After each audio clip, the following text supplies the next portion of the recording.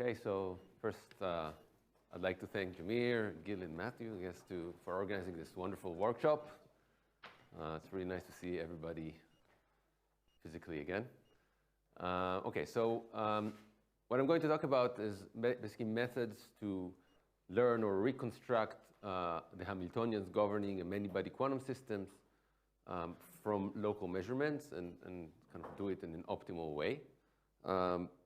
Basically, what I'm going to present is a PhD work of an amazing graduate student, Eyal, and it's also part of it is joint work with Itai, who's a faculty at Technion.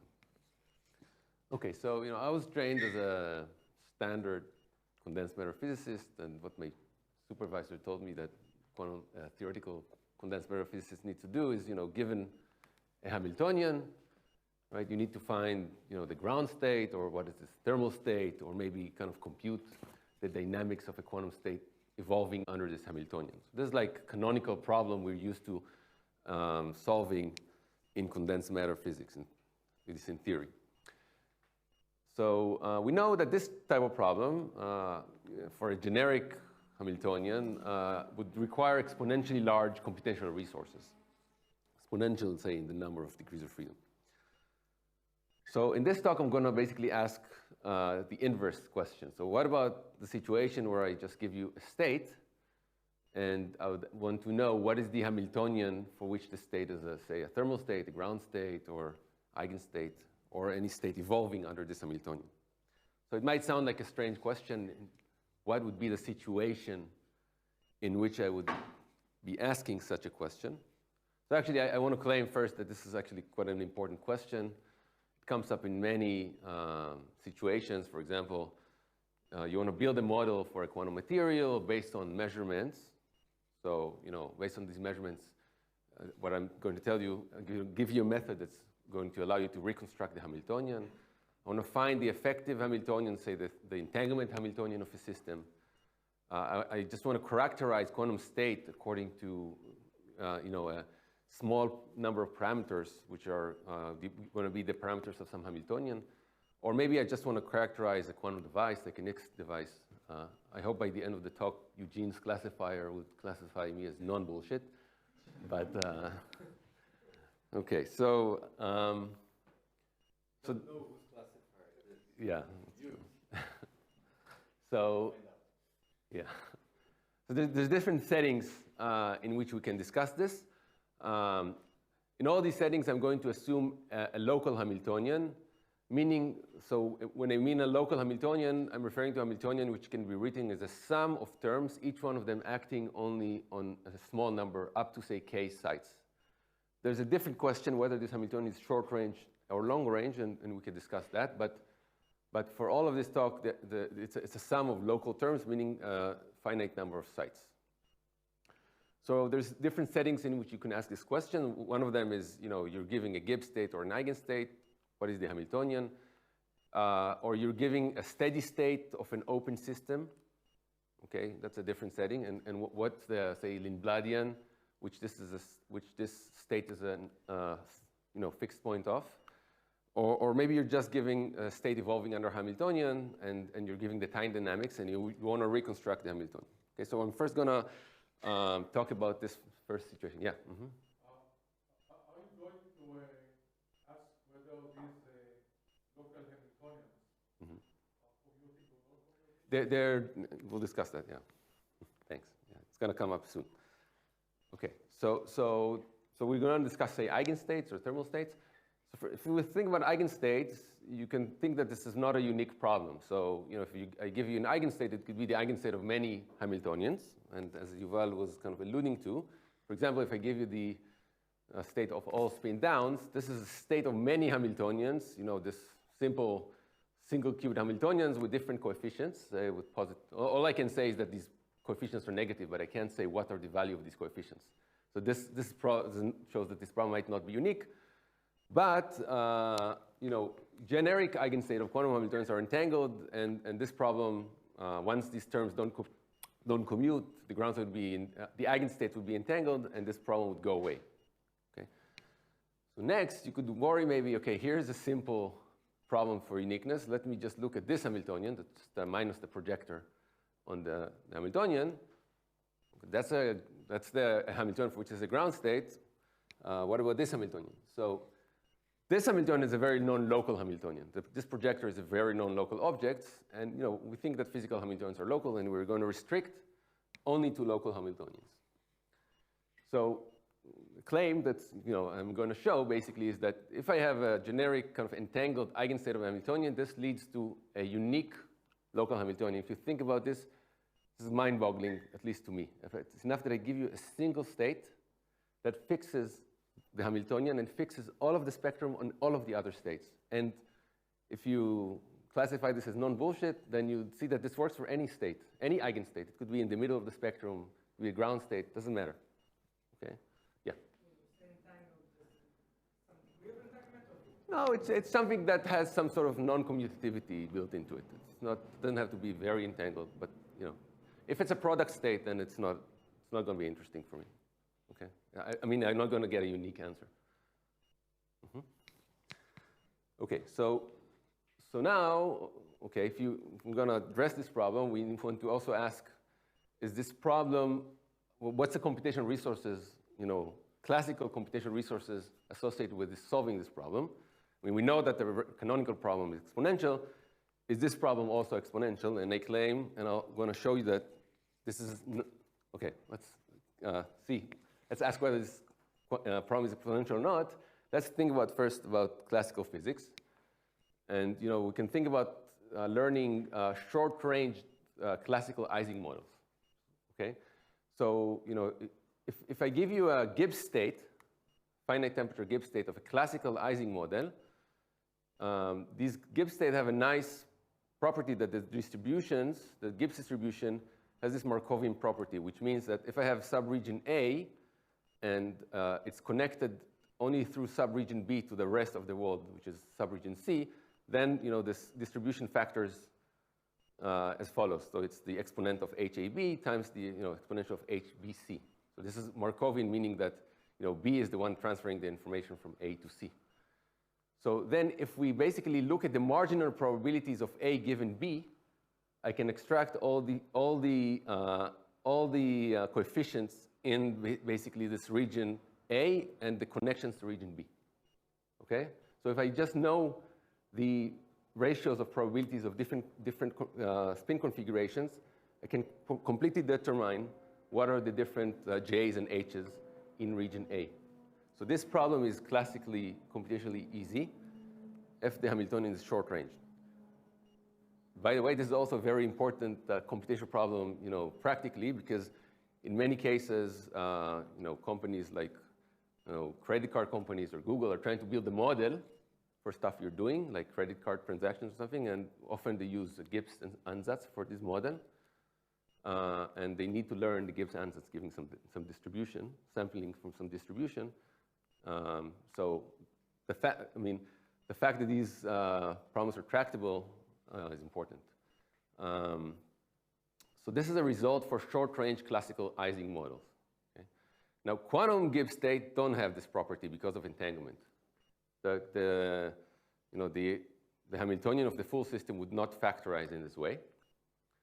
So at least this argument doesn't work. Okay?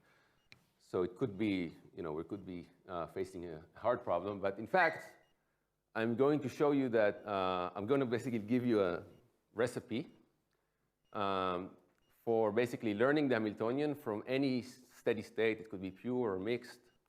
I only need local measurements.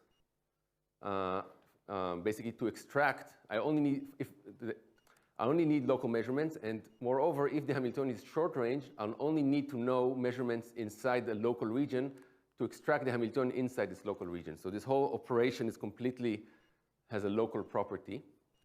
And I'm going to also show you that it's polynomial in the number of measurements you need to do and the computational power you need to apply, classical computational power you need to apply. Okay, so now I'm just going to give you a recipe. It's embarrassingly simple. Are you assuming the Hamiltonian is translationally? No.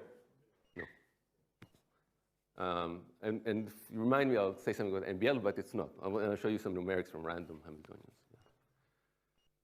Right. So let's look at this equation, the Schrödinger or Heisenberg equation. And first, I want to define what I mean by steady state. So this could be either, say, any state that commutes with this Hamiltonian. It could be an eigenstate or a Gibbs state. Okay? That's a state which commutes with the Hamiltonian. And then we can look at this Ehrenfest equation for a state rho, which is a steady state, commutes with the Hamiltonian. You know, if you just play with the commutators, you see that this commutator of H with A, where A is some observable, any observable, in the steady state would vanish. Right? Everybody agrees on that. That's just like playing around with the commutators. It means that if this rho is a steady state, this operator is not evolving. I mean, it's time independent. The expectation value is time independent.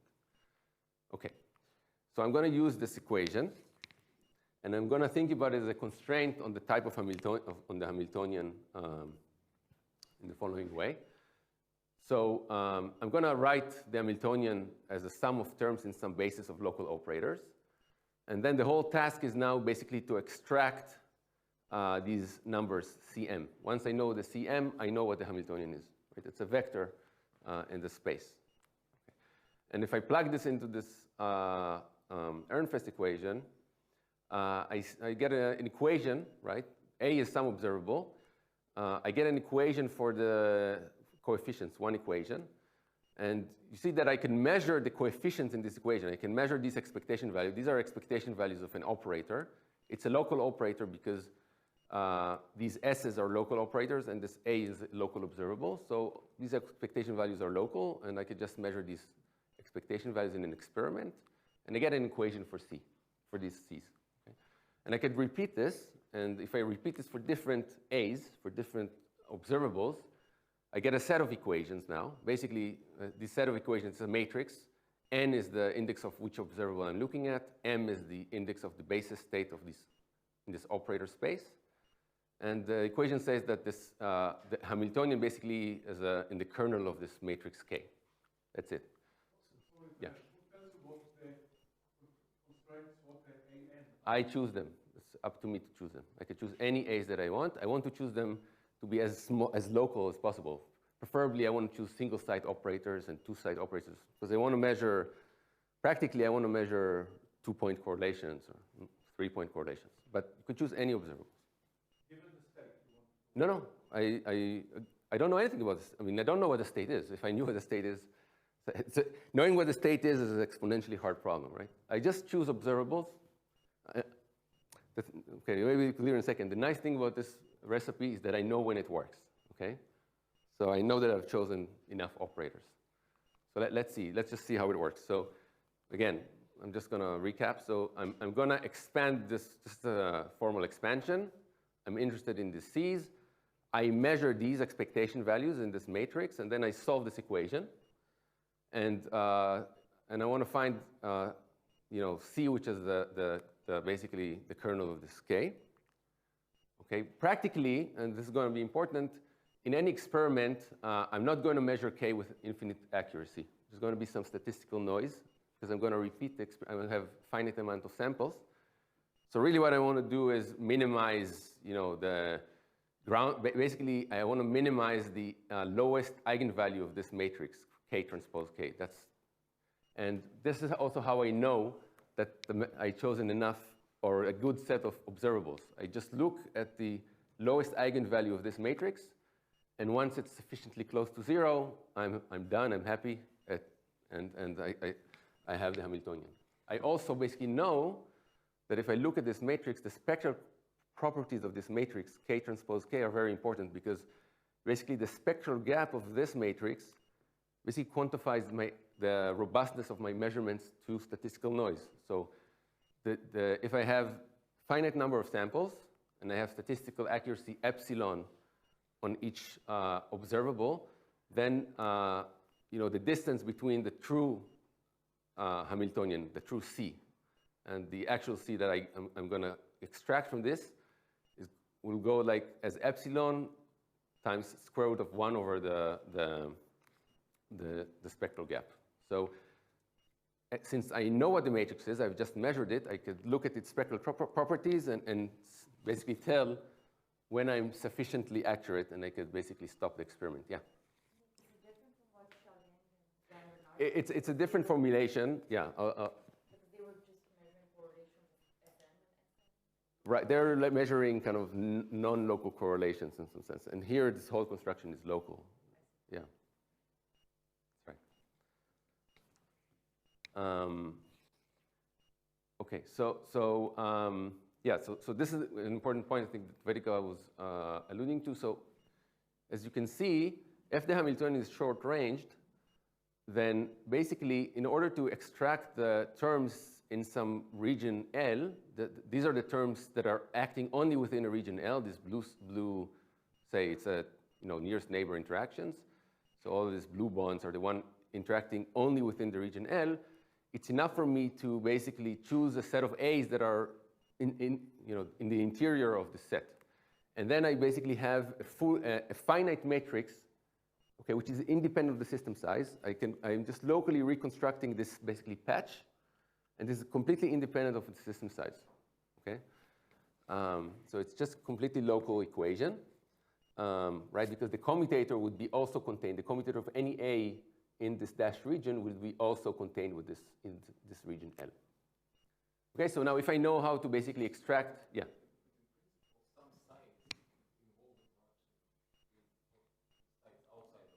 Right, but I'm saying, okay, let's just recap this argument. I'm now interested in extracting only the blue bonds. Let's just think about the nearest neighbor interactions, okay, for simplicity. Yeah, and I'm trying only the blue bonds, so I say, okay, let me choose all A's only within this dashed region, and then it's all contained within the region L. Okay, and once I know how to extract the Hamiltonian on these these patches, I basically can go ahead and basically just by repeating this, each time I have to, this is an important point, each time I have to basically do a finite number of measurements and diagonalize a finite matrix independent of system size. Just repeat this, n times where n is the system size, and I'm done. Okay, so it sounds good. I haven't shown you any proof that this actually works. Let's see some numerics. So also this is the answer to Yuval's question. So what you see here is the plot of there's two quantities that are important. There's a spectral gap of the matrix K transpose K. That's the blue line. And there is this red line, which is my accuracy, basically my error. And this is a random Hamiltonian. We take some ensemble this is an ensemble of random Hamiltonians. We average over them. And you see, this is the number of A's I've chosen. The way we choose them, we start with all single-site operators, then all the two-site operators.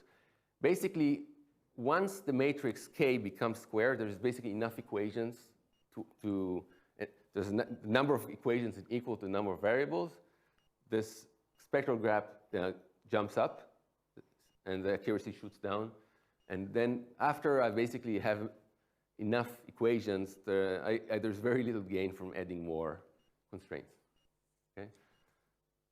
So kind of this shows you that, okay, was in practice, this was a one-dimensional system, yeah. So the accuracy would, yeah. Okay? Yeah, just the normal of these vectors. Yeah. If you make sort of a, let's say, wrong ansatz in terms of the form of the Hamiltonian, so that in truth there are terms which you can't, which are not of that form, yeah. just show up. Yeah. There. Yeah, I would see that I cannot, basically, I cannot satisfy this equation, and I'll see that this spectral gap doesn't go down. Okay. It doesn't go up. Yeah. Yeah. So does that apply to whether it's 1D or 2D? You're asking, numerics was done in 1D, but this works for any dimension. But do you have to know the dimension? You have to give an ansatz for the Hamiltonian because you're going to expand it. So you're writing down an ansatz. The C's are an ansatz, so it contains a dimensionality. So if you get that wrong, then it doesn't work. If you don't write a good ansatz for the Hamiltonian, no, it's not. You're going to see that. The nice thing is you're going to see it's not working. So this thing tells you that you've done something wrong.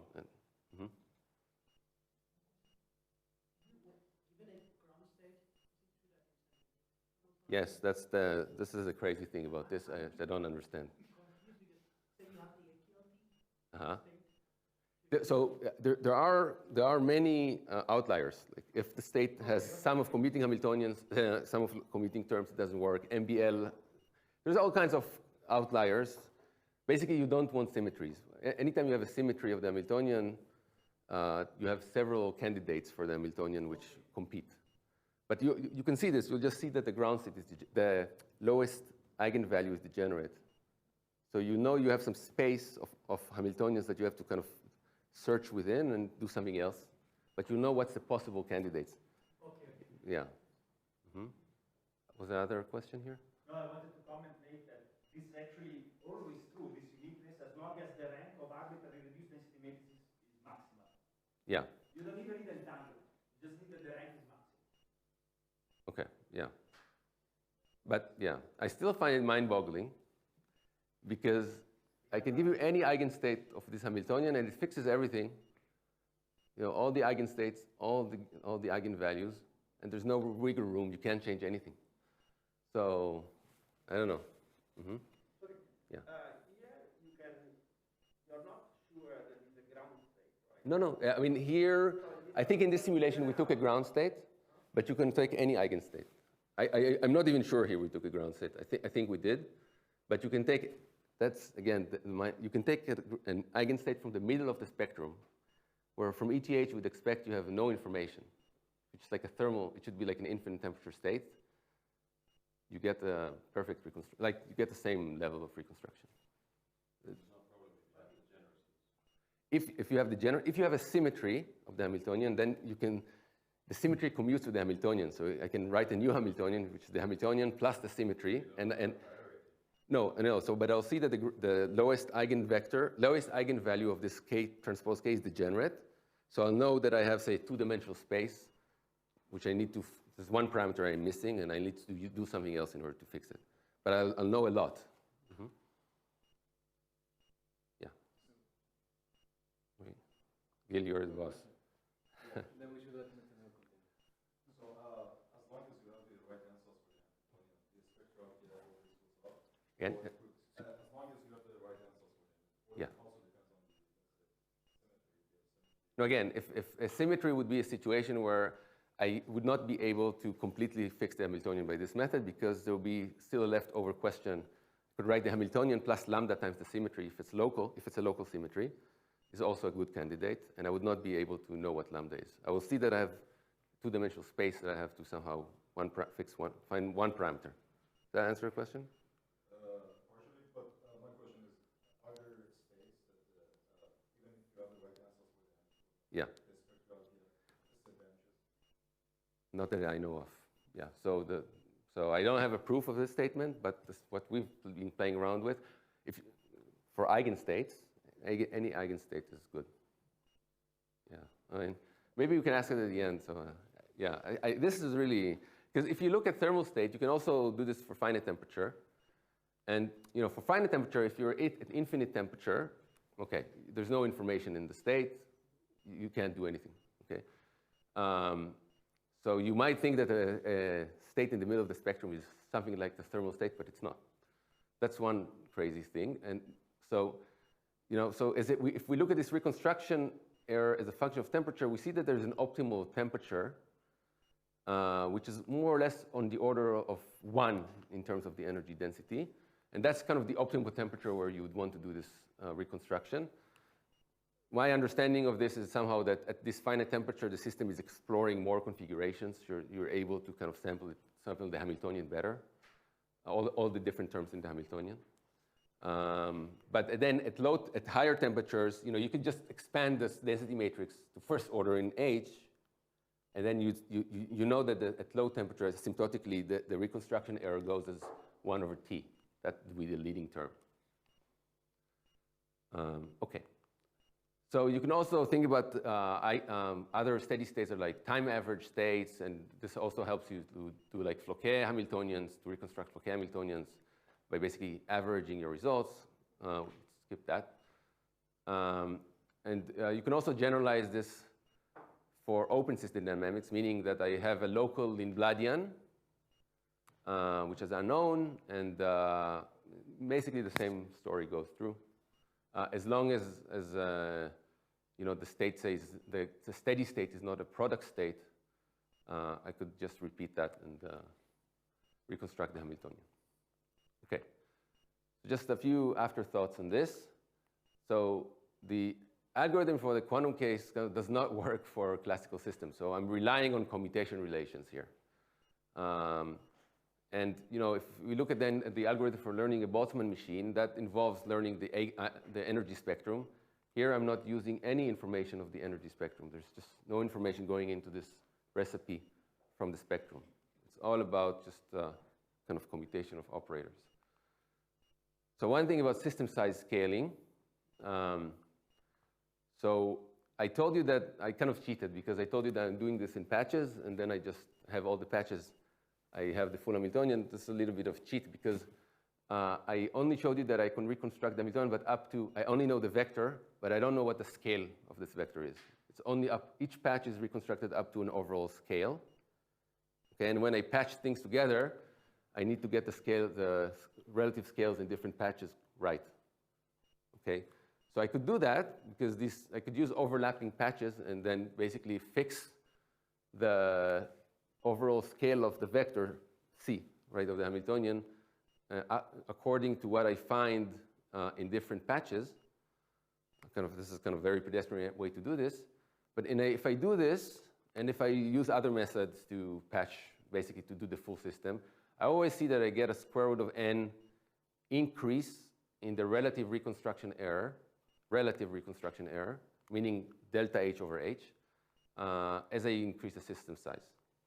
Okay, and the reason is kind of simple. This relative reconstruction error is giving that I have some statistical accuracy, some finite statistical accuracy I measured with a finite number of samples.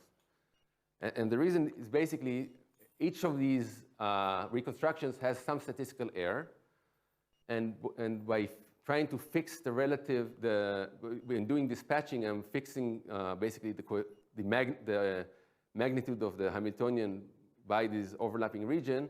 Each time I'm making a small error, and basically I'm making a random walk in this space of Hamiltonians, of the space of errors basically, and it accumulates, and it gives me a relative error of 1 over square root of n, of a square root of n.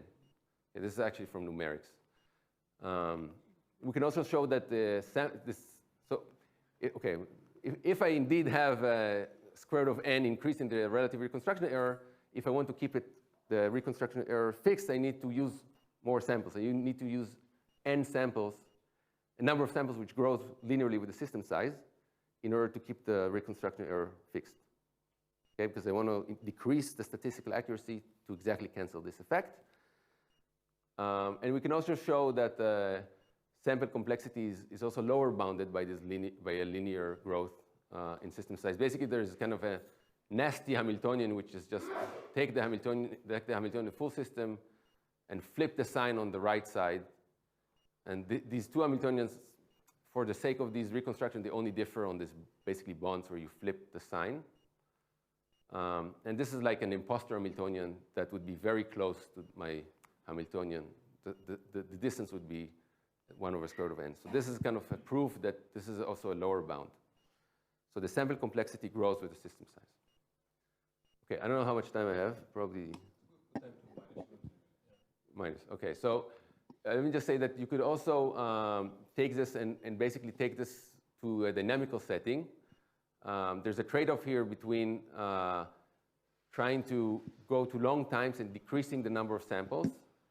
But at long times you have, you need to use more computational power because you need to diagonalize the Hamiltonian and evolve it to long times. And there's a question of what is the optimal measurement time.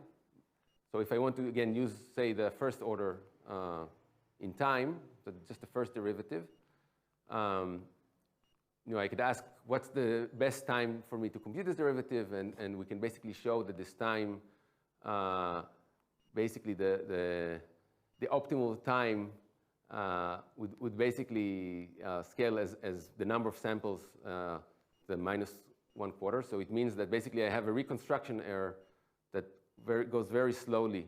It doesn't go like 1 over square root. It goes like 1 over sort of 4th root. And you can improve this by basically going to higher orders, but this is an expense of more computational power you need to apply, classical computational power. And yeah, so with this, I can end. There's other interesting cases, like what happens when you have long-range interactions. Can you use this to construct parent Hamiltonians to all kinds of variational states? What happens to like topological error correcting codes, which are a sum of commuting Hamiltonians? What's the optimal method to basically reconstruct them? And then other practical things. Thanks.